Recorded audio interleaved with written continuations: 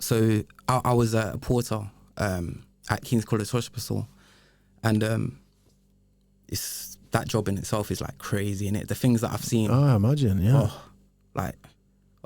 It's a bit mad. Do you get any mental health kind of? Yeah, all the time. So for example, okay, let me explain like that job and things I saw. So on the 5th week that I was working there, so you have to shadow someone for 2 weeks.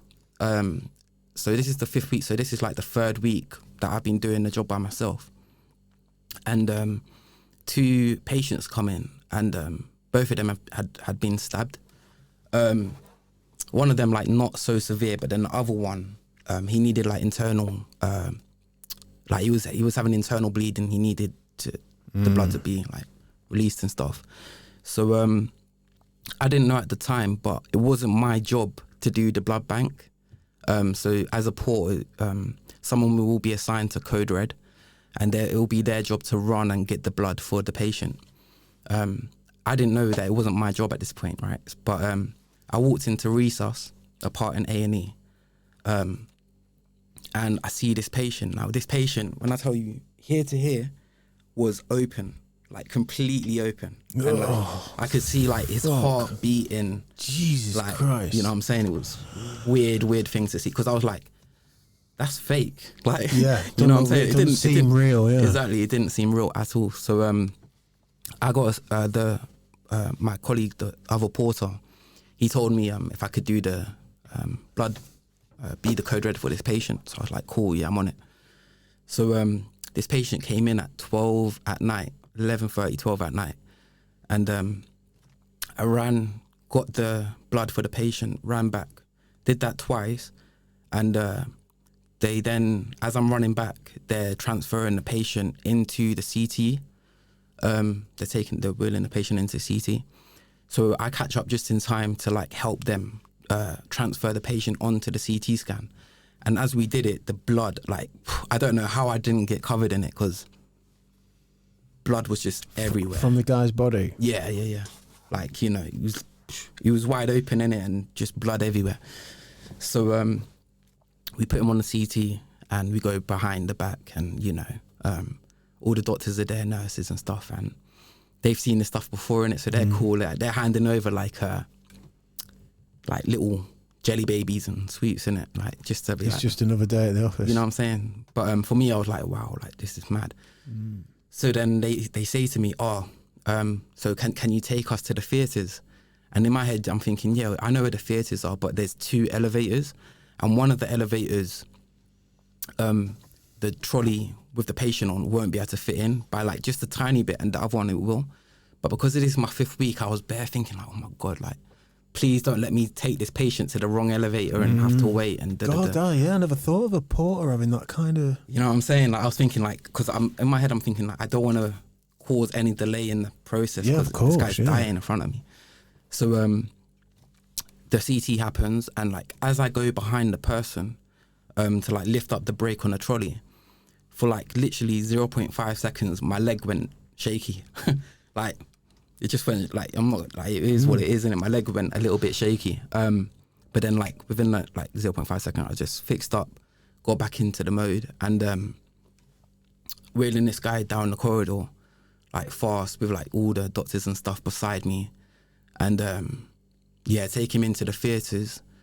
And from 12 at night till 7 in the morning, I was running back and forth from the blood bank. Like, when I tell you, this guy must have had 50 units of blood, however many platelets and plasma, and all because basically what happened was they stopped the internal bleeding.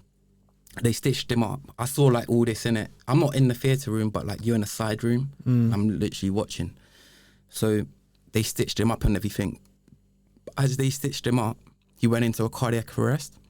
So then they had to start do. But because they did that, he opened back up again. It's mad, innit? So then that's the reason why I had to get like even more blood, and why it lasted so long. Oh my God. But yeah, so yeah, man, working on him till like 7 in the morning. And this was really lovely from like the nurses and doctors, but like after, there was like, he wasn't stable, but he was okay to like go to intensive care unit.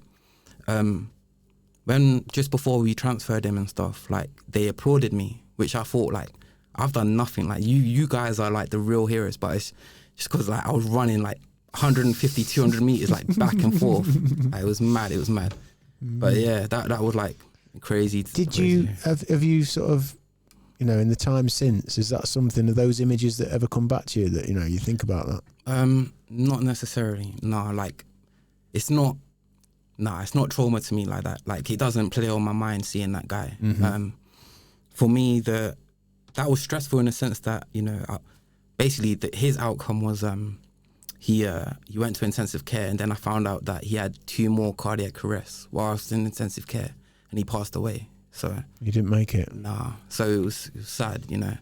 And the day after, this was a night shift in it. So when I came in again, some of the doctors were saying like, "Oh, how you doing? Like, you okay?" And I was like, "Yeah, I'm good." So they checked me like that. But then another like stressful day, so to say, was like 2 weeks or a week before the first lockdown. So this is at the point where like no one knew what COVID was really, innit? So in the hospital it was packed, really, really packed, and people were coughing left, right and centre, like unbelievably packed. And when you have to think like, when you're transferring someone that's critical and, you know, there's no space, like, it's really, really packed. So it was a bit mad. But then what happened was things were going around saying that, like, you know, if you're showing symptoms, then you have to go isolate for 7 days, innit? So what happened was quite a few people didn't turn up for work. And on this particular day, I turned up at 8 a.m. And 2 other guys were there. At 9 a.m, one of them left, so it was just me and someone else. There's supposed to be 4 of us, so it was just me and someone else. And the third person that was supposed to come he came in late. So when he came in, we had 3 people, and it was like, okay, that's all right? But then he was like, oh, I got to go on break. I mean, he was like, oh, I'm going to go on lunch now. But when he went on lunch, he didn't come back. Like, he said that he had the symptoms. Of course, yeah. Well, I'm sure lots of people did. It's handy, you know, lots of people had the symptoms. Lots of people, yeah. Oh, when does the money go in? You know what I'm saying? So he didn't come back that day, and it was 2 of us that had to hold down A&E.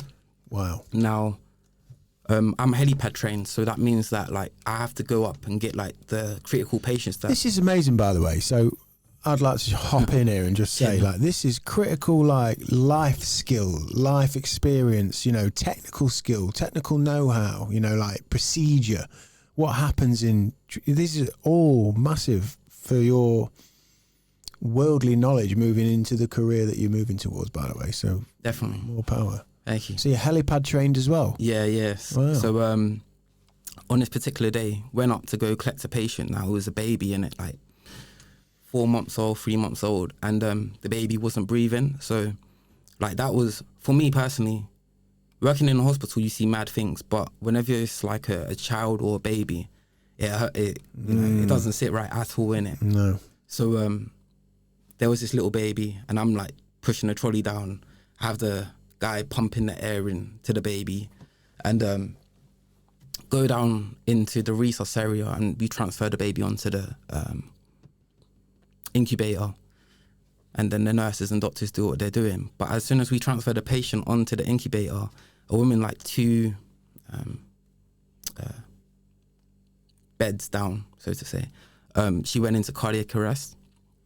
So then we're all seeing that, and the nurse, huge, I have to say, like huge shout out to the nurses and doctors, but especially the nurses, in my opinion. Mm-hmm. Like, 'cause the things I saw them do was just unbelievable, innit? Mm-hmm. So nurse and doctors doing a CPR on the patient. I'm seeing this baby here, they're doing whatever they're doing to try and bring that baby back to life. And then, remember, it's only 2 of us working the whole of A&E. Now, A&E is like 4 departments in this particular hospital. So you just hear like Porter to Amma, Porter to Lassa, Porter to Reese, constant, innit? And then like an idiot, I should have said no, but like basically my colleague said, oh, can I go? So I'm the shift leader, right? My colleague was like, oh, can I go pray? Like, it's time to go pray, right? And like, without thinking of it, I was like, yeah, sure, like, do what you have to do, innit? You know what I'm saying? Yeah. So, but really I should have said, nah, bro, like, is it okay if you just, because we don't have no one else, like, you know what I'm saying? But I said, yeah, it's cool. So he went to go pray, and then that meant it was only me on A&E. So another call came in, and it got to a point where I was calling downstairs for like porters to like come up and help, but the shift leader downstairs was saying like, nah, like there's no one to come help, even though there was, but like we'll get into that bit. Yeah. So so I go back into resource to do another job, and the nurse in charge is like, okay, we have this patient that has to go to CT and then ICU, and then we have this patient that has to go straight to ICU, and both of these patients were like really critical, really critical. And she was like, oh, is there another porter? And I was like, no, it's just me right now. And like when I said that, like I felt bad because I was like, what? Like I messed up, I fucked up. And it felt bad because I was like having to pick which patient I wanted to prioritize. Oh my God. You know what I'm saying? And it just felt, I didn't like being in that situation, innit? So quickly took that patient up to the intensive care unit, whilst the other people wheeled the other patient into the CT, ran back down, took that patient, took them up, and then did other jobs. But like after doing them 2 jobs, I went downstairs to the porter in the lodge, and I was like, yo, like we need someone upstairs like now. And you know, I saw like some people, there's general pool, A&E, there's different departments in it. Mm-hmm. So I saw like these people sitting down waiting for a job, right? And I was like I told, like I was speaking to the shift leader, and I was like, yo, like he can come up like just for like an hour or so, just until the guy comes back. And they were like, no. So I lost it, innit? I lost it, I'm not gonna lie. That's the first time at work that I just got pissed, innit? So walked out and I slammed the door like hard, walked upstairs, and I just said like to the nurse in charge, like, there's no one. What would be the reason then to just be not so much of a team player for that team leader downstairs then? He just protecting his own interests. Yeah, because like if one of the porter comes upstairs, then there's only going to be like 2 porters to do the jobs. But you know what I'm saying? So like he would rather have like them sit there because that's where they're supposed to be in it. But yeah, but you'd think, you know, exactly, it's about team play. Like, you know, if someone come upstairs to you, you strike me as the kind of guy who's going to say, look, shit, right, there's 3 of us, right, yeah, I'm on it, John, like, you get yourself down there, do what you can, fucking get yourself back up here, you know, find somebody, exactly, just help. Exactly. So but nah, like self-interest, man, they just wanted the people, so it was the easier shift for them. You're going to face a lot of that, I think, in the future. Yeah, you're going to come up against a lot of people protecting their interests. Yeah, can't wait, innit? Yeah, and break some barriers down. Trust me. But yeah, man, that was a really stressful day. And after that day, that was the first time, like, I was speaking to my mate on the phone, and I was just like to him, like, bruv, this is, like, I didn't say that, yeah, but like, the stops and like the pauses in the conversation, you could tell, like, you know, it wasn't a good day. And then funny thing is, like, he drove down from his uni, like the next night or something, like out of the blue, just to like chill. Oh, so he recognised it in you. Yeah, 100%. He could see like I was struggling during that period of time, and he came down, and yeah, we just. That's a hell of an experience working as a porter in a busy hospital down that way, I bet. Yeah, man. The amount of like traumas that you see in it. So like shotguns, seen so many stabbings, people with their like heads smashed in, like legs literally flattened. So like just, yeah, mad little things like that. And then, you know, but there are funny times, right? So like, you know what I'm saying? So thank fuck. Yeah, 100%, man. So like, it's a bit of a dark humor, yeah. But for example, one of the things that you have to do as a porter is when there's a I just said, what was it? Cardiac arrest. When there's a cardiac arrest, if you're working in the general pool, you have to run, get the equipment, go to the ward. So I was working general pool this day. Ran quick, got the equipment, went to the ward, and they're performing CPR on the guy. And like when you perform CPR, like it's not gentle, like you're pushing, you know. So they're doing this, and then the nurse like brings him back to life, and first thing that he says is like he wakes up here and he's like, oh nurse, like my chest is hurting a little bit, you know, like, and like she was like, oh yeah, I did that, sorry. And then he didn't even realise that like he'd just been gone. Yeah, he died, like he didn't even realise. And like the nurse was just like, oh yeah, I did that, my mistake. But it's just weird. And then like obviously when you see like the mums and dads, like when you work on the labour ward and you know you see the joy and everything like that, that's really cool. Yeah, I bet. Yeah, it's a beautiful thing. Yeah. Some profound shit when you get a little baby turn up, life in its most profound state. Exactly. Yeah, arriving to the chaos. Welcome to the chaos. Trust. But yeah, man, it's oh, that's been an amazing experience for you. I think that's one of those jobs, you know, and that's some of that experience that's going to be, that'll be lifelong. That. Yeah, definitely. Like even the hours that I was working, like that taught me a lot, you know. Yeah, shifts. Like, yeah, doing like 60 hours a week, like 5 days on, 2 days off. It was peak. And then like especially if you're doing like night shifts, because it runs into your day off, innit? So you finish at 8 in the morning, you go to bed, like you wake up at like 4 p.m. and then that's one of your days off gone basically, innit? Yeah, so. yeah, and I've read some stuff on, and this is tricky because it's a necessary part of our structured world, but people who work shift work, I forget how long, I think it's for more than a decade.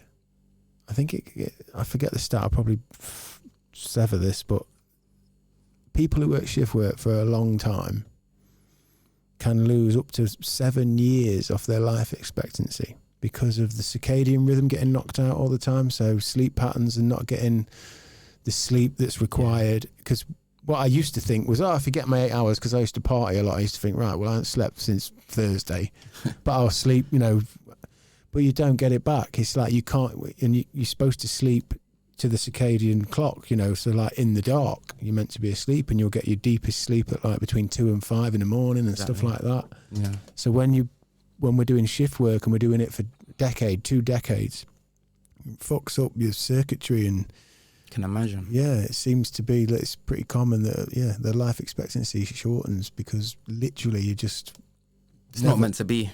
Yeah, but then how do we can't not have it that way? We need the people in the night, you know. Yeah, you've seen it, like you say, people coming in the hospital just fucking, and I imagine, because I've seen it myself when I'm in the hospital, you know. I remember last time I was up there, one of my kids came in the bedroom in the middle of the night, as he used to do, you know, like, oh, get in your bed, daddy. It's like 4 a.m, and one of them came in and he slipped and he smashed his face on the side of the bedside table, and there's all this commotion. He's screaming in the dark, and then I turned the light on and he'd bit his tongue, but he'd bitten it. It was only like 3 at the time, I think. But the sharpness of his teeth on the underside of his tongue, the softer side, and like the corner of his tongue is like hanging out of his mouth, and there was just blood everywhere. And I knew straight away, I was like, whoa, we've got to go. And I remember being sat in the hospital at like 3 a.m, and people coming in the doors, and it's just these little kind of microcosms of different lives. Exactly, yeah. There's just chaos comes through the door, and like, God, what's happened there? And there's a grandma and a mum and a blah, blah, blah. And then an hour later, someone else comes through and there's something else. And everyone's like these little kind of pockets of like, of life and different journeys and crazy chaos and, true. Or just even mundane accidents but everyone's coming to this hub, to this place. As you rightly say, you know, these nurses and these doctors who work tirelessly, you know, often for not enough reward. Not enough, man, at all. Like, I'm so shocked by like Boris, you know, like I don't want to swear in it, but like can't believe he didn't like up their pay. Yeah, and I mean, especially when he's had everybody going outside and giving all the rhetoric about, you know, this is, I don't want to get too bogged down in all that stuff, but it's clear, you know, whatever you think about current policy and situation, when you know, you've had a little bit of tuition on how to talk, right? Because it's important how you talk when you're addressing people, when you're trying to get a point across. And as you go further up the ladder, it gets more and more refined, you know, and eventually, you know, you learn the art of avoiding things and evading certain things and turning the page. And we're at a point now where the behavioural insights team at the government, you know, Spy B and organisations like that, you know, 77th Brigade, which it makes sense, you know, businesses clocked on a long time ago to get psychological analysis within business, because how do people think? So how do we maximise profit? How do we predict behaviour? When governments have got that implemented, you know, and they're using applied psychology to affect the way people perceive things, how they behave, it's a pretty scary time. And what I found really quite insidious was, you know, I followed prior to this COVID situation, you know, I remember the nurses and the NHS staff getting knocked back on the vote for a fair pay rise, like 6 months before. Hang on a minute. These guys that keep telling me to go outside and clap, because telling me how important the NHS is and how wonderful these people are, I'm thinking, hang on a minute, 5 minutes ago you tossed them off like a pair of dirty socks for a pay rise. And I'm thinking, it's just such a cliche, like the ability to just say something and kind of create a tagline, a trademark, and say something and get everybody on board, and so everyone runs out and they're clapping because everyone wants to feel good about it. And yeah, I think everybody understands the NHS staff, nurses in particular, are doing a thankless task. Because I think many of us in the last probably 10, 15 years, I've been in there lots of times and I've seen people going, the NHS is fucking load of bollocks. And I'm always like, no. Their funding and the hierarchical thing that we don't see, we're just seeing the staff running fucking arse from elbow around this place trying to do stuff. We shouldn't be complaining at this doctor who doesn't know where the notes are, because the system isn't embedded with like a real, you know, it's just this ambiguous fucking mess, because who's funding or they're not funding, that's been taken away and we just got it going, but now it's gone, so now we've got to readapt. It's like, and then you're getting told, go and clap and your NHS and save the NHS and protect the NHS. It's like, well, not you fucking protect the NHS. Trust me, that's their job, innit? Like, what? It's mad. You know, it's madness. You know, protect the people so the people aren't all fucked up having to go in there all the time anyway, because you're selling us fucking poison and everything. But that's another story. Yeah.